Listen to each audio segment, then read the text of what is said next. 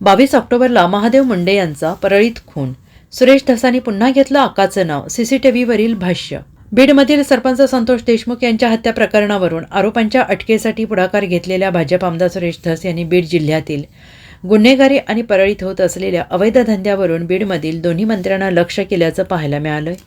तसेच संतोष देशमुख हत्या प्रकरणात वाल्मी कराड ही खुनाच्या गुन्ह्यात सहभागी असल्याचा आरोप त्यांनी केला होता. आता 1.5 वर्षापूर्वी परळी झालेल्या एका खुनाचा दाखला देत धस यांनी प्रश्न उभे केलेत. विशेष म्हणजे हे प्रकरण दाबण्यासाठी आका आणि इतर सहकाऱ्यांनी पोलिसांवर दबाव आणला होता असा गौप्यस्फोट धस यांनी केला आहे. तर संतोष देशमुख हत्या प्रकरणात मी जे आरोप केले त्याचे पुरावे SITने पुढे आणले आहेत. आकाचा संबंध आहे हे स्पष्ट होत असल्याचं समोर आलेल्या CCTV फुटेजवरून ते म्हणाले. अवाधा कंपनीच्या शिंदेंना पाथर्डीपर्यंत नेलं होतं आणि मारत आणलं होतं. याचे CCTV फुटेज आहेत आणि या CCTVमध्ये आका, चाटे, घुले हे आहेत हे स्पष्ट दिसतंय.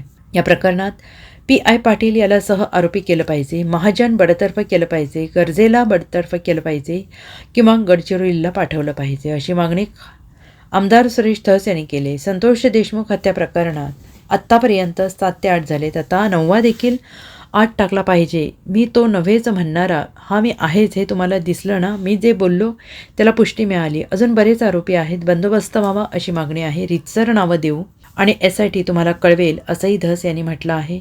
यावेळी परळीतील 1.5 वर्षापूर्वीच्या खुनाच्या घटनेवर त्यांनी भाष्य केलं आहे. माझ्याकडे एक केस आली, तुम्ही गंमत बघा या परळीमध्ये चाललंय का. एक सांगतो तुम्हाला, गंमत नाही, अतिशय भयानक गोष्ट आहे. गंमत शब्द आला मला.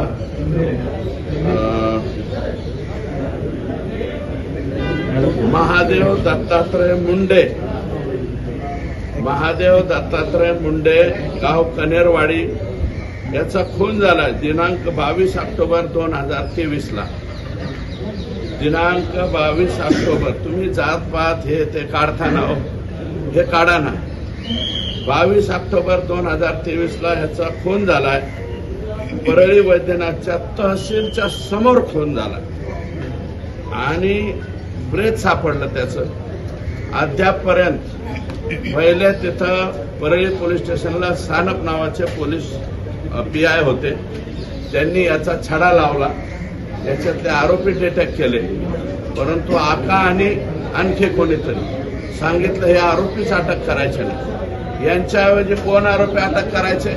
राजाभाऊ फड व इतर 3-4 6 आरोपी आहेत अद्यापर्यंत. आणि हे 6च्या 6 आरोपी आकाच्या मुलाच्या इर्द गिर्द भटकताना दिसत आहेत.